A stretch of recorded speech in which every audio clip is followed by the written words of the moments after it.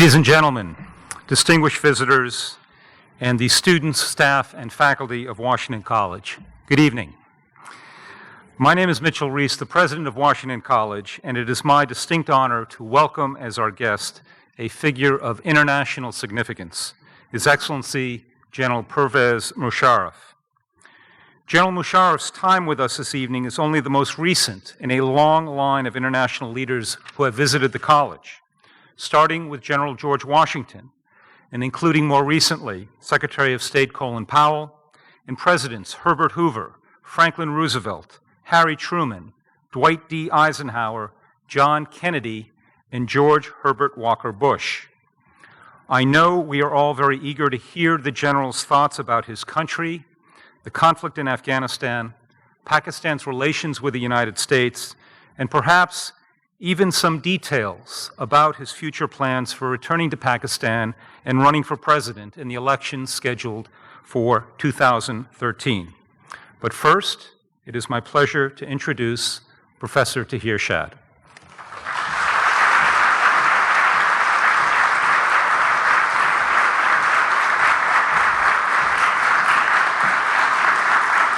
Thank you very much, and good evening. The procedure this evening is going to be that I'm going to introduce Steve Clements first. He's going to be our moderator for the question and answer session, after which I will introduce President Musharraf when he comes to the podium. Steve Clements is Washington editor-at-large for The Atlantic and editor-in-chief of Live. He is a frequent TV commentator on foreign policy issues and also publishes a popular political blog, The Washington Note. In addition, he is on the board of the Washington College's C.V. Starr Center for the study of the American experience. And I hope he's right here. Steve, welcome.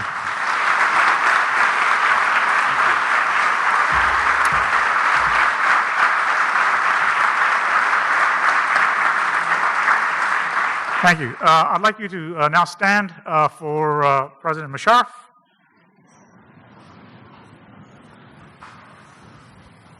Okay. I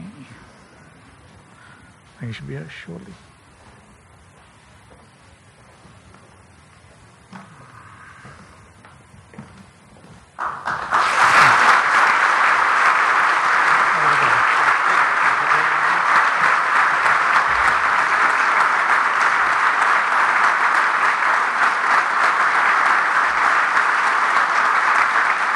Thank you. Please be seated. Good evening. On behalf of the program in Islamic, Turkish, and Near Eastern Studies of the Institute for Religion, Politics, and Culture, it is my distinct pleasure this evening to introduce to you the Honorable President Pervez Musharraf of Pakistan. President Musharraf is a retired, decorated four-star general who served as the 13th Chief of Army Staff and the 10th President of Pakistan, as well as the 10th Chairman of the Joint Chiefs of Staff Committee. President Musharraf's impressive career began in the Army. After years of military service, he rose through the ranks when Prime Minister Nawaz Sharif appointed him as the Chief of Army Staff in October 1998.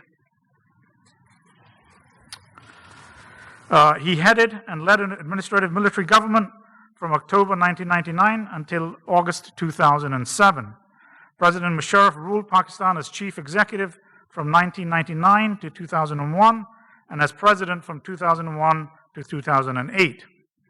After 9/11, he became a household name. He was an important ally of the United States in the war on terror, taking a hard line against domestic and transnational extremist networks, making him an enemy of extremist elements in his own country. During his term of office, he was targeted at least 6 times for assassination that we know of. In addition, Al-Qaeda and other opposition groups continually have tried to assassinate President Musharraf. During his tenure, President Musharraf worked to strengthen Pakistan's economy, promote gender equality, and empower women in Pakistan. Under his administration, more jobs were created, more more jobs were created, more people graduated from schools and colleges, a larger middle class was built, and more people lifted out of poverty as a percentage of its population compared to India in the last decade. Last fall, he formed a new political party, the All Pakistan Muslim League, and announced plans to return to Pakistan on March the 23rd to run for elections in 2012, where he plans to contest and for the presidency of Pakistan. U.S.-Pakistan relations at the moment are at a new low. President Musharraf is currently visiting with a number of senior policymakers in Washington to discuss Pakistan's position on extremism. Tonight, the Washington College community has a rare opportunity to be part of these important conversations. Ladies and gentlemen, please welcome President Pervez Musharraf of Pakistan.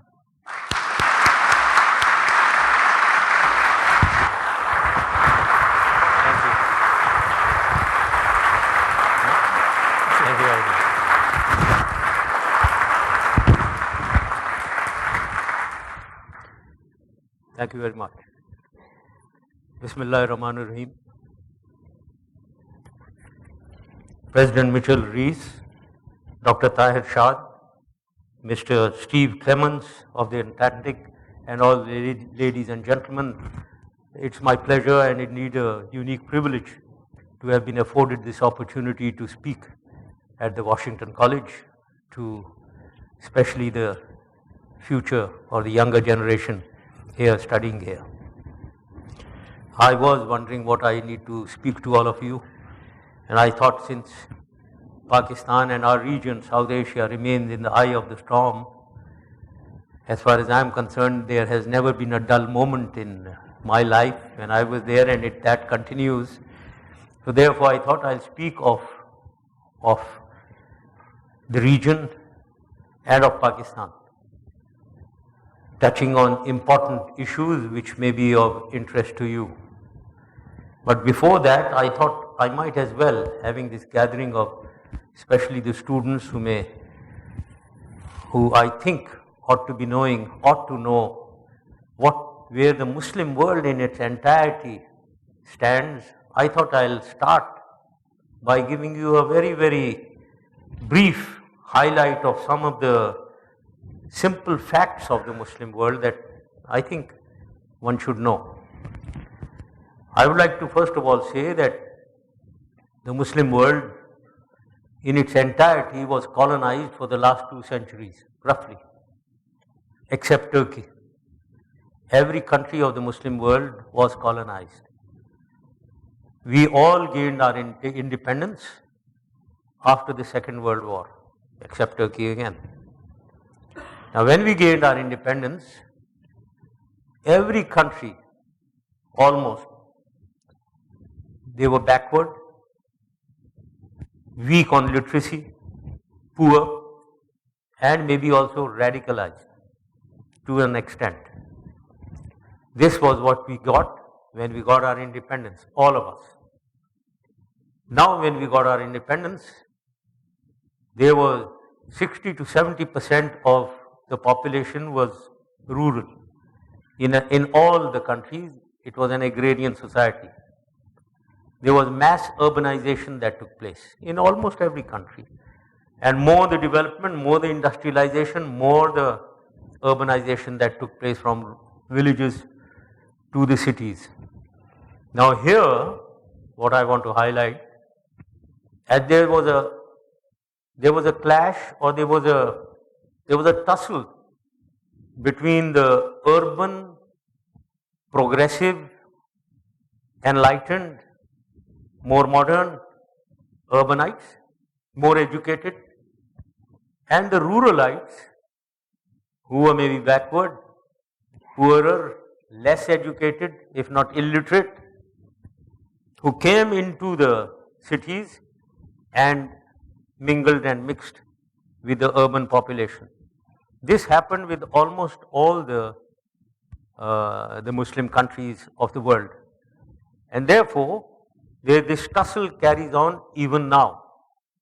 This I would say this influencing of each other carries on even now. And this is where I feel personally that while we need to, every Muslim country wants to progress, wants to modernize, and wants to be enlightened and educated. But as I always say, this change cannot be imposed. A society changes through transformation. And this transformation always is gradual. It cannot be imposed. So this is one point that I want to make.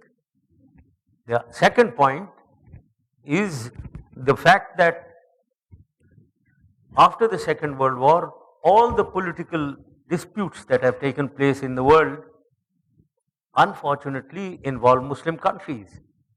And Muslim countries have been on the receiving end, whether it is Palestine, Israel-Palestine dispute, or as far as Pakistan is concerned, Kashmir, or then later on Bosnia comes in, Afghanistan, Kosovo, Iraq. All these disputes involve Muslims, and Muslims have been at the receiving end. Therefore, may I say that there is a general degree of anger, of frustration, and which has led to religious militancy inside the society in many countries of the Muslim world. So what I would like to deduce is that we have to show patience. We have to allow a transformation of this society to take place. Otherwise, at this moment, it is giving rise to misperceptions, where the West thinks that maybe Islam is a religion of terrorism and extremism, while in the Muslim world, people generally perceive that maybe the West is targeting the Muslims. Both are wrong, but this erroneous theory of clash of civilizations, etc., have taken place because of these misperceptions. They have led to misperception. So in deduction, why I wanted to say all this was that the West must understand, they must show patience, and in fact they should facilitate a change. They should facilitate and help in the transformation of all the Muslim countries. What you see in North Africa, whatever is happening in every country, it is this very element inside where the society is changing. Let the society transform and assist them in this transformation. Now I would like to straight come to the main theme that I want to speak on, and that is our region, Pakistan's region, and that is South Asia. And I would like to speak again a little bit of background on what this region has seen. And I will take it from 1979 onwards. If you reflect back at 1979, the Soviet Union invaded Afghanistan. And when they did so, it violated United States interests of containment of the Soviet Union. It violated Pakistan's interest, while Soviet Union was trying to access to the warm waters of the Indian Ocean through Pakistan, through breaking or balkanizing Pakistan. So therefore, there was a similarity or collusion between United States and Pakistan's interest. And therefore, we decided to assist Afghanistan in fighting the Soviets. When I say we, it's United States and Pakistan in the lead role. And may I say then, it was decided to launch a jihad, a holy war. It was decided because we wanted to draw mujahideen, holy warriors, from all over the Muslim countries. And may I say that about 25 to 30,000 mujahideen or holy warriors came from all over the Muslim world, from Morocco to Indonesia almost. They were armed and sent into Afghanistan. Not only this, Taliban from the tribal agencies of Pakistan were trained, armed, and pumped into Afghanistan to fight the Soviets. This happened, ladies and gentlemen, for 10 long years. this jihad or the holy war. Two elements that I want to highlight during this period, which are very important. Number one, that the elites of Afghanistan decided to abandon Afghanistan, and they left for the West, to United States, Europe. So the war against, or the battles against Soviet Union were spearheaded by religious militant groups. This is one point. And the second point I want to make is, when the Soviets came in, they undid something that was called Misake-Milli. Misake-Milli translates into a national covenant under which Afghanistan was held together for centuries. That the ethnic groups, four major ethnic groups, the Pashtuns, Tajiks, Hazaras and Uzbeks, they decided to stay together and accept the sovereignty of the king. But then when the Soviets deposed the king, that glue which held them together is no more. So when we are looking at Afghanistan, other than the military action, we are looking for political resolution. We are looking for another Misake-Milli, a national covenant of the four ethnic groups to stay together and be one. Therefore, you cannot deny governance to any one of them, least of all to the majority Pashtuns. So this is the 2 points that I want to make. Then, now I will come to the next period, 89-2001, 12 years. In 1989, Soviet Union was defeated. But what happened subsequently, I call it the period of disaster. Because in 1989-1990, United States decided to abandon the area, to quit from the area. And quit without resettlement, without rehabilitation of the 25,000 warriors armed to the teeth, knowing only how to fight, having been brought inside by us, by US and Pakistan. And all these elements that you hear of, these famous names, infamous names of Osama bin Laden and Zawahiri and Khalid Sheikh Mohammed, they are all products of the 80s. They were brought in as fighters against Soviet Union. So this abandonment and then the change of policy of United States to tilt towards India, which has always been in the opposite camp, eastern camp with Soviet Union, and put sanctions on Pakistan, which has for 52 years been a strategic partner of the United States, didn't go well at all with the population of Pakistan, because they felt betrayed. Why I am saying this is, a lot of people keep asking me, why is there such an antipathy in Pakistan against United States? These are the reasons. They feel betrayed, having helped, having won the Cold War for the West. So this happened. That is why I keep say that this was a period of disaster. Then, not only that, because there was no rehabilitation of the Mujahideen, they coalesced and became Al-Qaeda. And not only that, in 1996, Taliban came into being. And not only that, there were 4 million refugees which came into Pakistan. And as if this was not enough, in 1989, in Kashmir, in the Indian part of Kashmir, a freedom struggle started. And this freedom struggle had tremendous public sympathy in the masses of Pakistan. People were volunteering to go into Kashmir and fight the Indian army. And therefore, much maligned names of, you may have heard, Lashkar-e-Tayyaba, LET, Hizbul Mujahideen, HUM, Jaish Muhammad, JM. I don't expect you to remember these names, but they all sprung up in their 90s. So, why I am highlighting all this very briefly, ladies and gentlemen, religious militancy was introduced into the region and into Pakistan from the west, from Afghanistan, from the east, from Kashmir in India. And let me very frankly tell you, because this, as a Pakistani, hurts me the most. People think that Pakistan is the perpetrator of terrorism.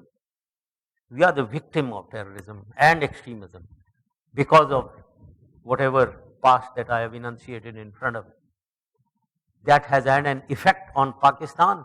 Religious militancy is in Pakistan now as a result of whatever we did historically together.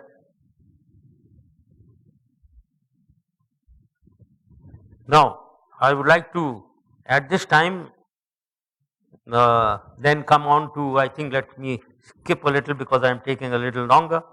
Let me come to 9/11 and beyond. 9/11 now comes in, while during these first 10 years we were together fighting a jihad. Next 12 years, Pakistan was all alone, fending for itself against all kinds of people, Mujahideen, Al-Qaeda, Taliban, Mujahideen in Kashmir. We were all alone, fending for ourselves, and 4 million refugees also. UNHCR was hardly any help, by the way. So this was Pakistan's condition for 12 long years. Then comes 9/11 and the terrorist attack here, and US decision obviously to punish the Taliban and Al-Qaeda. And we are again in the lead role. We are again desired. We again come into a position of importance. But the people of Pakistan, because now I was in charge, and my decision to side with the coalition was not an easy one, because people were asking me, what makes you believe that we will again not be ditched and not be betrayed again? Obviously, my answer was that this joining of the coalition in 9/11 was not for United States. It was more in Pakistan's own interest. Pakistan did not want to be Talibanized. We are a moderate, progressive society in Pakistan. We want education. We want people to be enlightened. But we are at the mercy of a smaller band of extremists, radicals. And therefore, Talibanization, which is the influence of a very obscurantist Islamic understanding or culture of the Taliban, is certainly not what Pakistan desired, and is certainly not what I could accept for Pakistan. And therefore, we joined the coalition. And I think this answer went well in every place in Pakistan's intelligentsia, in everyone that understood, and wherever I went, and I dealt with this, I spoke about it, I convinced people that it is in Pakistan's interest. It is not that we are doing something just for United States, but it happens to be also in United States' interest. Therefore, while in 1979 our interests met, now again our interests met. But however, United States also ought to understand the sensitivity of Pakistan, that we are again in the lead role, but we should not be treated again like what happened in 1989. Now,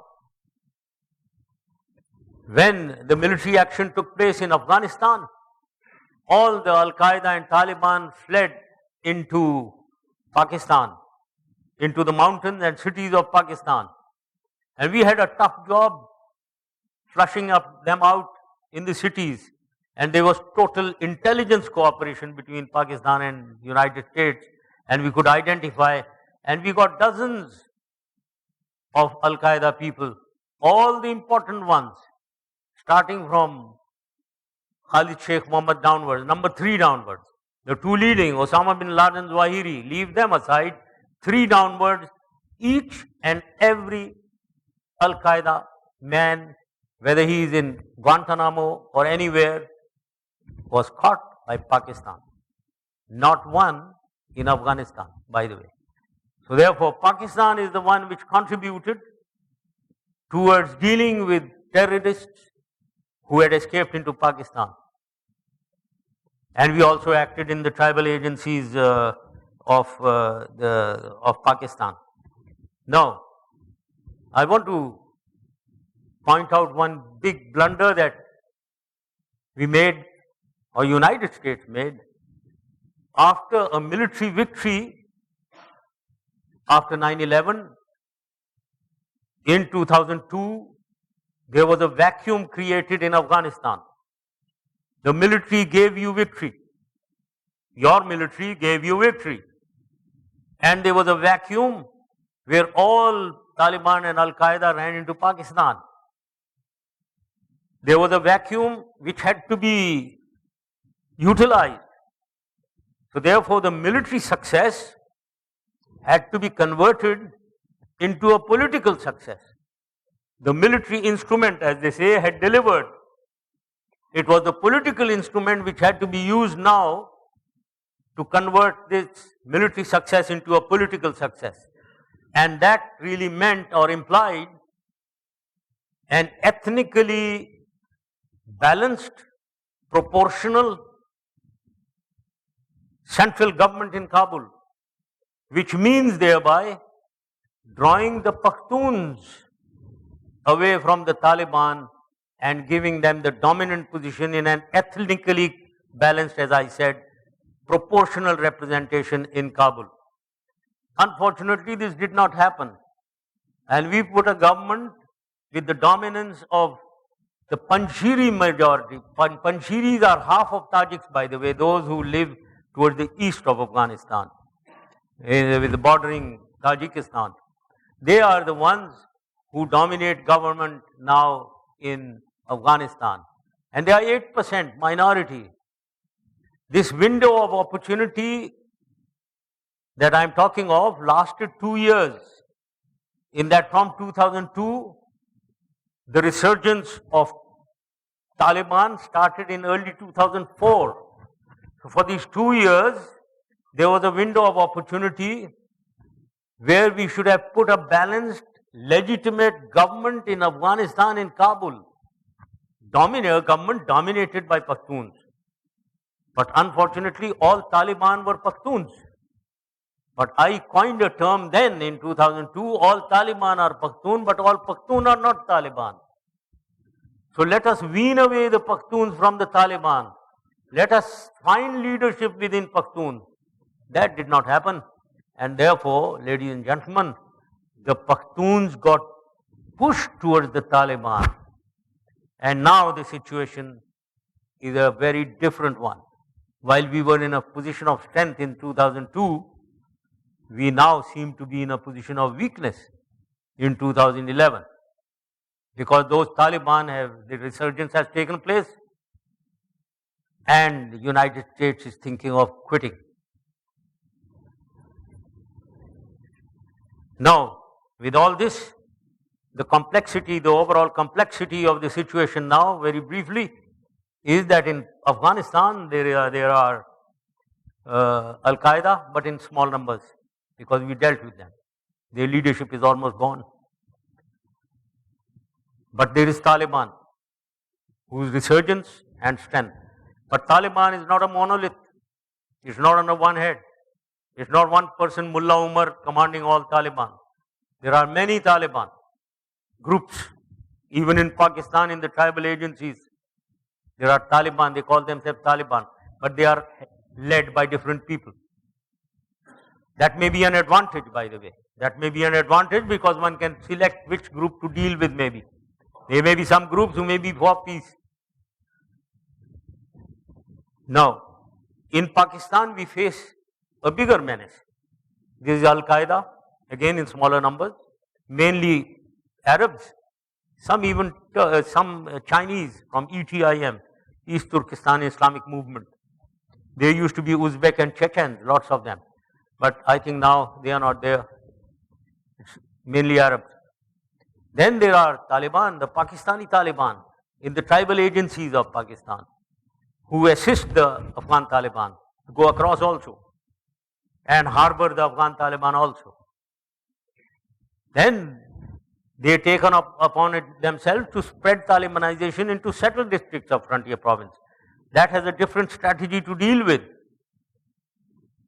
The fourth element is Mujahideen, who were oriented towards Indian part of Kashmir, now developing a nexus with the Taliban in Afghanistan and Pakistan. This is another issue. And lastly, some extremists within our society misusing our religious places like madrasas and some mosques, they are also developing a nexus with these Taliban and Al-Qaeda. So therefore, this is a complex situation. And also, may I say, complexity increases if you see in the region, in India, the Mujahideen fighting in Kashmir, having great public sympathy still, and there is extremism on the rise in the Muslim youth in India because of certain discontentment in the Muslim population of not getting equal treatment there.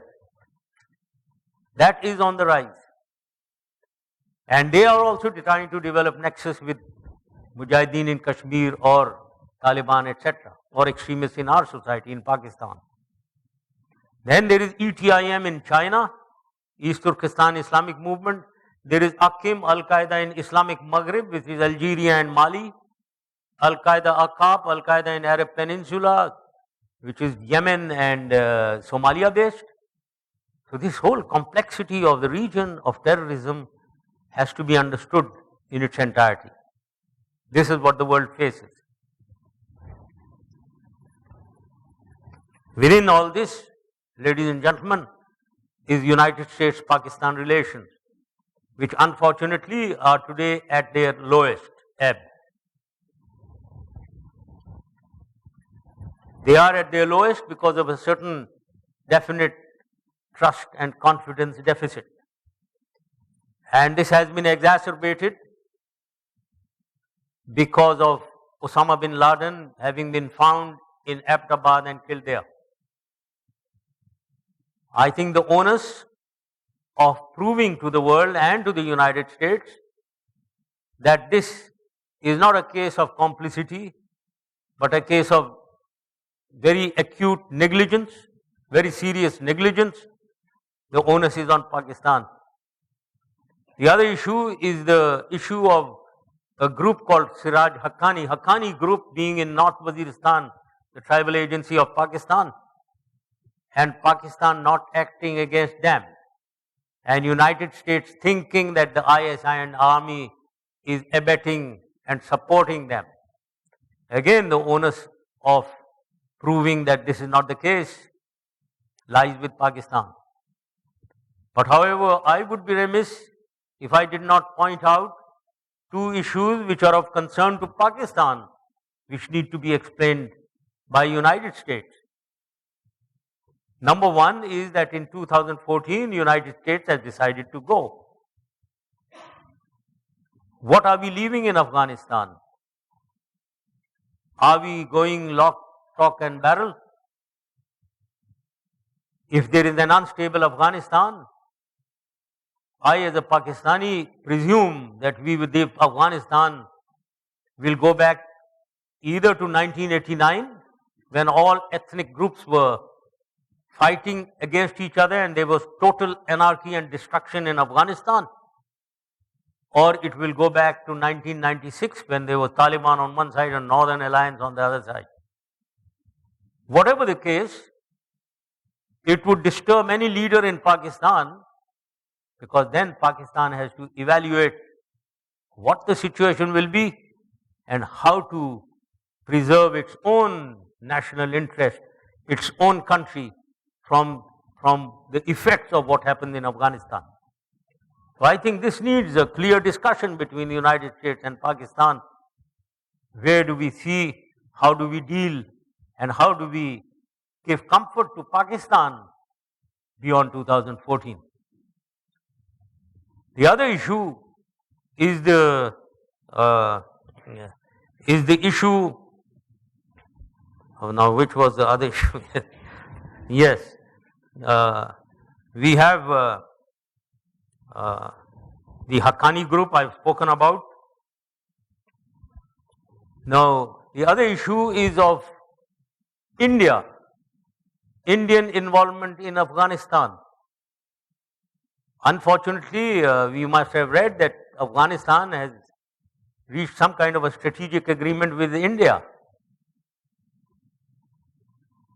while Pakistan is its neighbor. This disturbs Pakistan. India is trying to create an anti-Pakistan Afghanistan, unfortunately. And I know that for sure.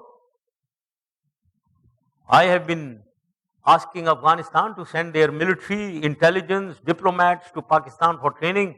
All training institutions free of cost open. Not one was sent to Pakistan. Not one has been sent till now to Pakistan. They go to India.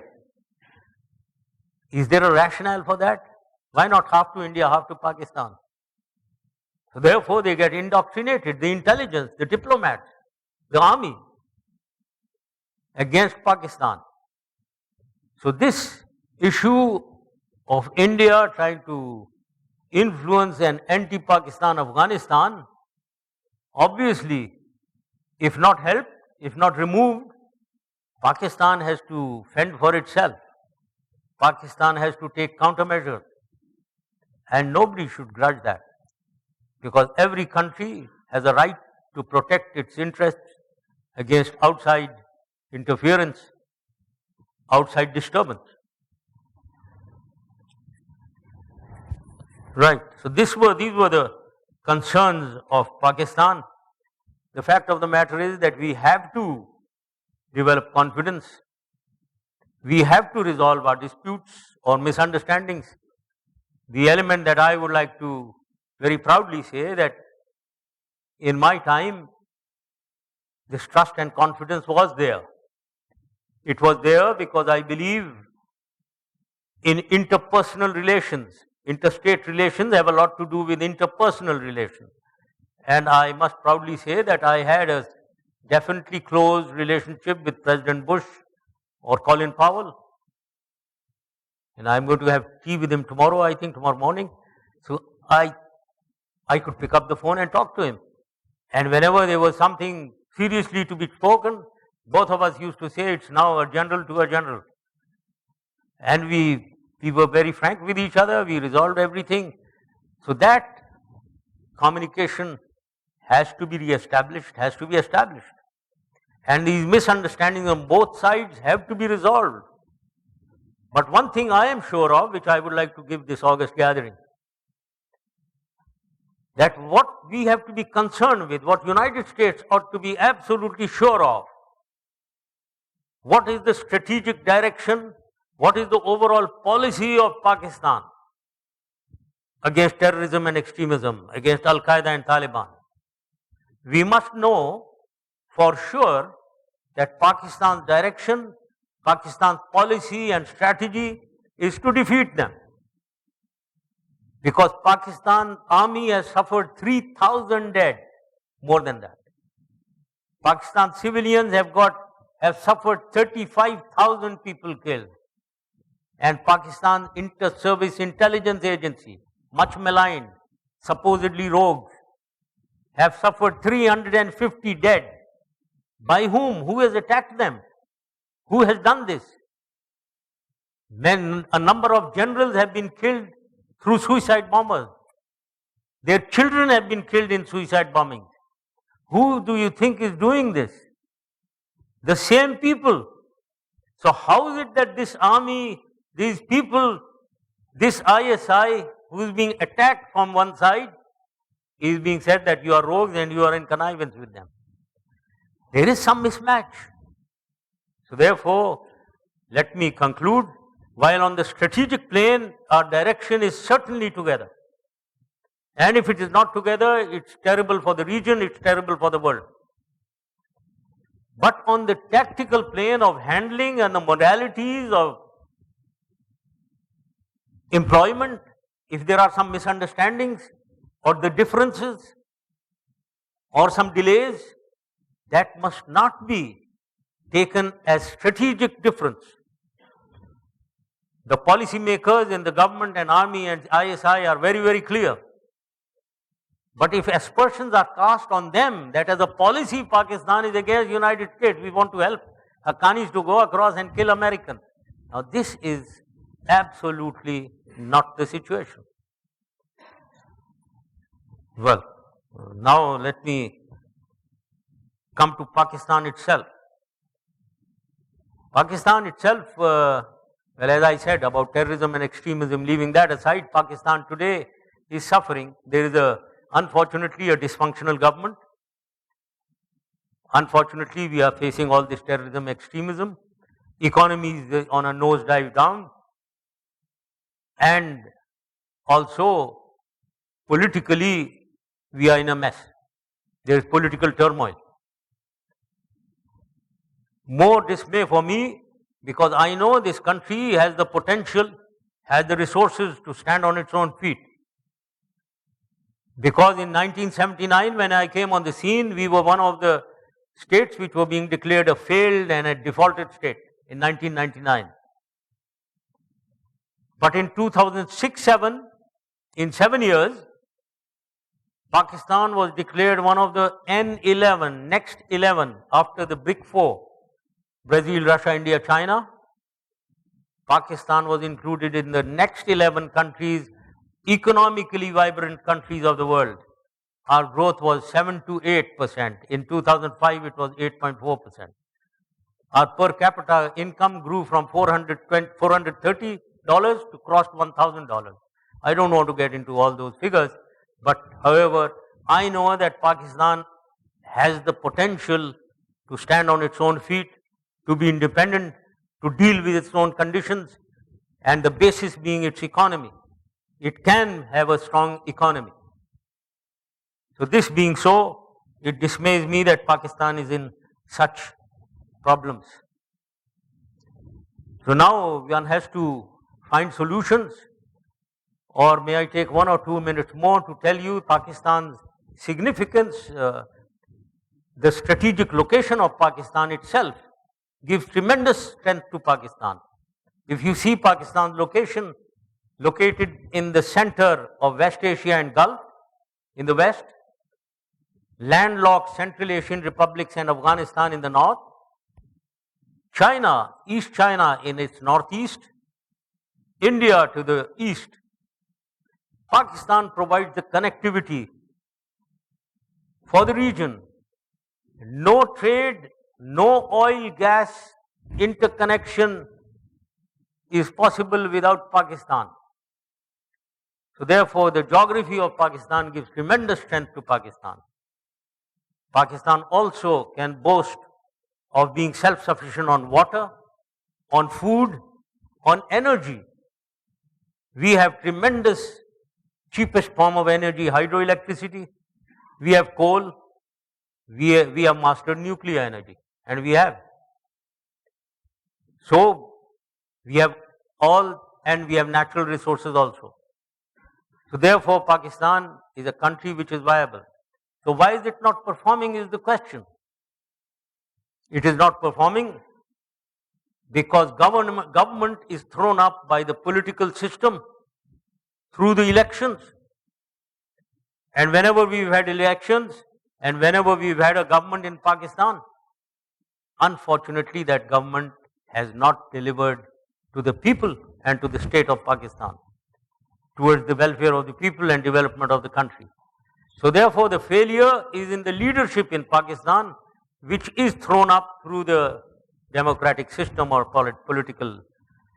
This is what needs to be corrected, and I think today what the requirement in Pakistan is, it is to bring about a political change, break the political status quo in Pakistan. This is the only answer for the malaise that Pakistan suffers from.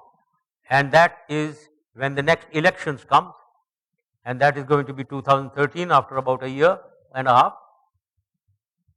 We have to, people of Pakistan have to change the political status quo and reject parties which have ruled and failed over and over again.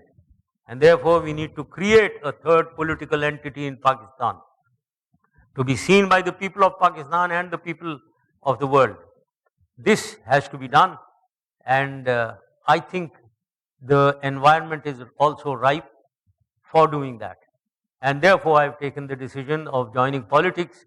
Otherwise I had no idea of going back.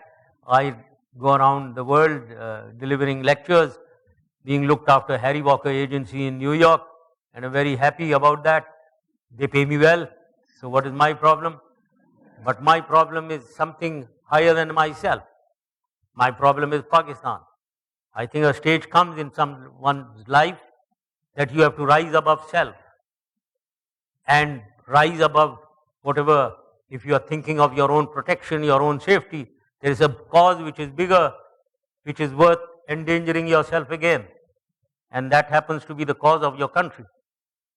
And that is why I have joined politics, and I have decided to go back in March 2012 to give it a try, give it a good try, and I think there is a good chance of success. Therefore, it's worth trying. Trying and failing is better than not trying at all. I will give it a good try. I will go back in March 2012, and let us hope to bring about a change in the political status quo, introduce a new political culture into Pakistan, which has failed Pakistan over the last 60 years, and that is the salvation of Pakistan. So I will close by saying, if I am allowed to use Saddam Hussein's term, the next elections in Pakistan are going to be the mother of all elections. Thank you very much. Thank you. No, I think thank you. Thank you. Thank you very much.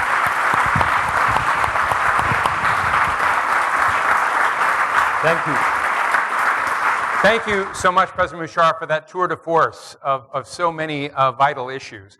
I'm going to open with just one short question. We only have about 10, 15 minutes. We have a group of student questions. I do want to pose one in my role as moderator, because you did talk a bit about India, and I think anyone that looks at this region of the world, and particularly given America's own stakes right now in Afghanistan, Pakistan's near neighborhood, and most people say that stability in Afghanistan is impossible unless India and Pakistan somehow find a way forward together, somehow find a rapprochement. Kissinger, in his book, did a very un-Kissingerian thing in his recent book on China, and he talked about strategic trust.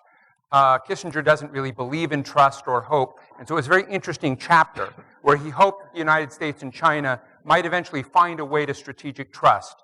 And I guess I would have posed that same question to you. Do you think India and Pakistan have any chance of really building strategic trust that would then diminish the need to maintain strategic depth in a place like Afghanistan as ways to poke each other? Well, it appears as difficult as that strategic trust between China and the United States.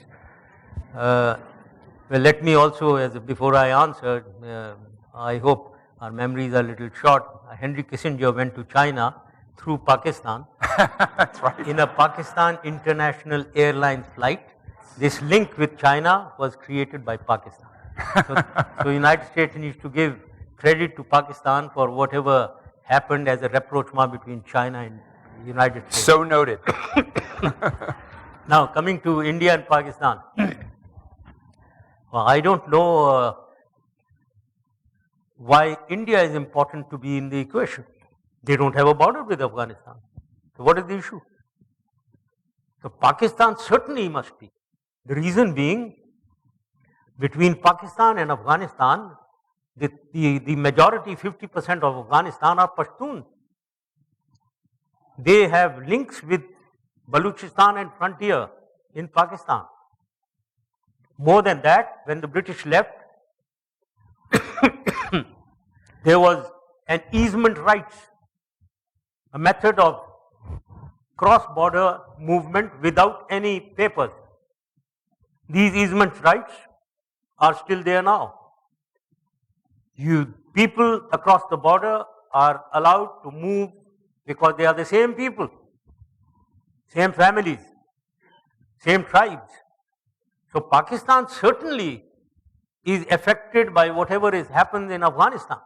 Now we would like Afghanistan to be absolutely stable. There's a lot of misperception in Afghanistan that Pakistan wants to have some kind of domination of Afghanistan, which is not the case. But when you bring India into the equation, India certainly ought to be in the equation as far as terrorism and extremism is concerned. And when we came out with theories of AFPAC, I was always against it. AFPAC is incomplete unless we look at Kashmir and extremism on the rise in India. It will remain incomplete. Therefore, Kashmir solution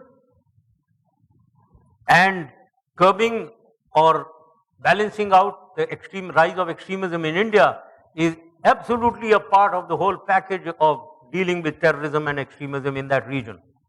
So unfortunately, when we went for FPAC, well, it's an incomplete vision that we are seeing. But however, having said all that, if at all Pakistan and India can reach some agreement and can be harmonious towards each other, well, it could assist, it will certainly assist in Afghanistan also. Great, thank you. I want to give Caitlin Wolf, Stacy Masuda, and Richard Niramond credit for that question, since they sort of posed a derivative of it. Another question from Queen Noafour. Because your country is a major ally with the U.S., one would ask, do you think it's a major ally with the U.S., and therefore a part of the war on terrorism, how do you think this is affecting the general view of America in Pakistan? Unfortunately, as I have alluded to in my speech, what happened beyond 1989. Till 1989, ladies and gentlemen, everything between the United States and Pakistan was absolutely all right. I have been serving in an armored division which has been famous for its pattern tanks and a cantonment which was built by United States. All our training activity was in collusion with the United States, and our strategy and tactics were commonly developed or acquired from many things acquired from the United States. So everything was going on till 1989. But after that, whatever I said, I don't want to repeat. The problem now is, while it is in the interest of Pakistan and United States to be friendly, and every government in Pakistan understands that, because our relationship is very broad-based. It has socio-economic element in it, it has military element in it. So our major trade partner, investment partner is United States. But however, there is a catch-22 situation which has developed. The people of Pakistan have developed an antipathy against the United States for reasons that I have told you. There needs to be harmony between what the state ought to have and what the people of Pakistan are thinking. I think that this will take a little time because of the negatives that have happened. But both sides must try to do something, must try to endeavor to bring harmony as it used to be before 1989. Washington College student Mallory Kahn Johnson asked, do you believe that the assassination of Osama bin Laden was a violation of the state sovereignty of Pakistan? Well, killing of Osama bin Laden, as far as people of Pakistan is concerned, is not such a great issue. It has been forgotten. But what has not been forgotten is the violation of the sovereignty of Pakistan. So that is the critical issue. And technically, certainly, any force from another country crossing a border, taking action, military action and going back is certainly a violation of sovereignty of any country. There should be no doubt in that. If you were President Obama and you had the resources and intelligence, you mentioned before getting the cooperation that led to getting people like Benab al-Shib and Khalid Sheikh Mohammed and other of the al-Qaeda leaders, but you were looking at threats and you had drones. Would you use those drones if you were the American president, or would you not use them? Well, if you said if I was the American president now that is obviously maybe in America's interest, yes indeed, to hit militants. And I do agree that the drones do hit militants, I know that. But there is two negatives to it, two downsides. One is again violation of territorial sovereignty of Pakistan, and the other is the collateral damage which it creates, which creates a very, very negative impact in the people of Pakistan. And therefore, if I am the government of Pakistan, then I would be against it. So I think if you allow me two hats, then I'll decide something in between. If I'm the president of both United States and Pakistan, maybe I'll find a way out. These are also derivative. Let me just ask just two final questions. One is, someone I met in Washington not too long ago was unfortunately assassinated in Pakistan, Punjab Governor Salman Taseer. And he was allegedly assassinated because of his views, which sound very close to yours, about his views on the blasphemy issue in Pakistan, but essentially the rise of religious militancy. And that this is deep down the deepest divide and the deepest struggle inside Pakistan. How do you think that can best be dealt with? And what should, from an American observer role, should we be doing given these stress and, pressures and tensions on Pakistan? Salman was a good friend of mine, by the way. He was a very good friend of mine. He has been killed, it's terrible. Now, but however, let's see this blasphemy very rationally. Now, unfortunately, if somebody calls blasphemy in public as a black law, must be undone, I think he doesn't realize the complexity and the reality of the issue. And let me give you an idea of that. Blasphemy laws are in 40 different countries of the world. There is blasphemy law. Israel also has blasphemy law. So Pakistan should not be singled out, first point. Second point that I want to make, there is extreme sensitivity in the people of Pakistan on desecration of the holy book or any bad name being brought, defamation of the holy prophet. So much so that even when this movie Last Temptation of Christ was made, because Christ happens to be a prophet even in the Quran, there were protests in Pakistan. So there is a sensitivity to blasphemy law. Now, the third point I want to make, which is very important, is the problem the law or is the problem the application of the law and miscarriage of justice? Ladies and gentlemen, let me tell you with full analysis, the problem is that people misuse this law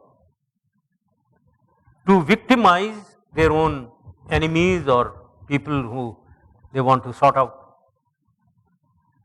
So therefore, it is the miscarriage of justice through misuse of this law which is the problem, and not the law itself.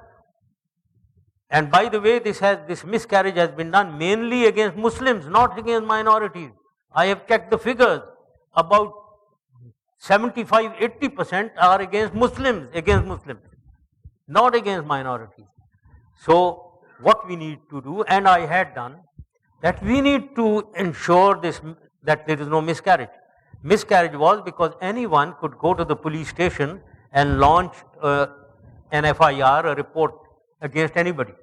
And this was being trial against on blasphemy.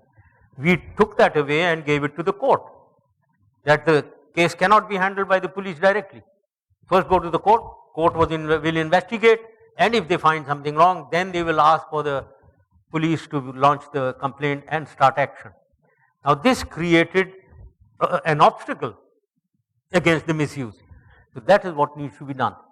But anyone who thinks in Pakistan that let us remove this law, it's a black law, I think he is divorced from realities.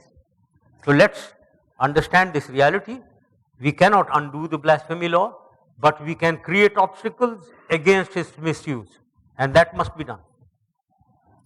And finally, before Tahir Shad thanks us and closes the program, students Mariel Schilling and Carl Hordeski both ask you about running for president and frame it something along these lines. What do you think the core components of being Pakistan's president are in dealing with all of these currents and diversity and issues and turbulence? And how do you stack against your other likely contenders? Well, first of all, I think what is needed is a unity of thought and action in all the institutions and the pillars of state. Unfortunately, at the present, the problem is this unity of thought and action is not there. The pillars of state are pulling in different directions. They have an adversarial relationship. First thing required is to unify in thought and action all pillars of state and all government institutions, flowing from the top downwards. That is the first requirement. And then the main malaise of Pakistan is corruption and nepotism. This is what is eating us away and denying good governance. So if a government or a leader can bring this unity of thought and action, is honest and not nepotistic, Pakistan has tremendous potential, tremendous talent of handling its issues and doing well. This is what I believe. Now, as far as I'm concerned, what was your question on me? I don't remember. How do you stack up against President Zardari, Nawaz Sharif, others? I obviously, I think I will be able to, maybe I will be able to do well. That is why I have joined. I am going there to win, obviously. I think I can win. That is why I am going back. Now, obviously, I can't be 100% sure. But I know that the environment today in Pakistan is one of such dismay, such discouragement. People have lost confidence in themselves and in their state, in their nation. They want to quit Pakistan. Now, in this state of affairs in a country, we can't move forward. So therefore, they are looking for a straw to clutch at in this drowning Pakistan. And may I say, since I am talking to the youth here, the youth of Pakistan have risen. They have realized they want Pakistan because Pakistan is theirs, not mine anymore. I'm, as they say in a relay race, you hand the baton. I'm the person who's handing over a baton. All that I want to hand over this baton when we are in the lead in the relay race, and not when we are following 10 miles behind the world. It is the youth who have risen, who want a change. And unfortunately in Pakistan, 60% people do not vote.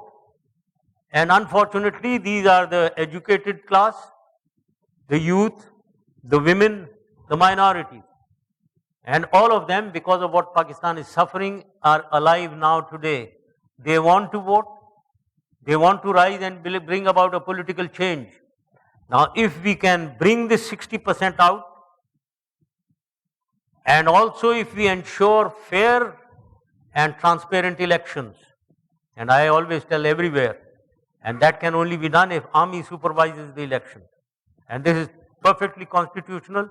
Army has supervised elections many times before. It just needs an order from the Chief Election Commissioner or the Supreme Court of Pakistan. And if the elections are fair and transparent, I am reasonably sure that there will be a political change in Pakistan. And Pakistan can look forward to a brighter future.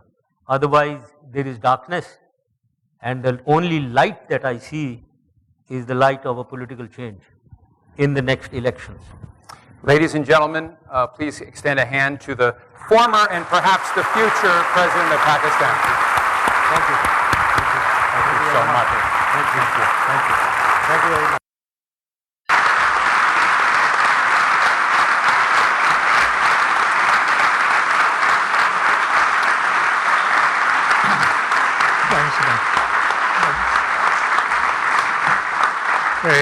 Thank you very much. That was very interesting, very enlightening. In closing, I would like to thank a few people that made this program possible. I'd like to recognize Adil Shah, Masarrat Shah. They were instrumental in bringing President Musharraf to Washington College.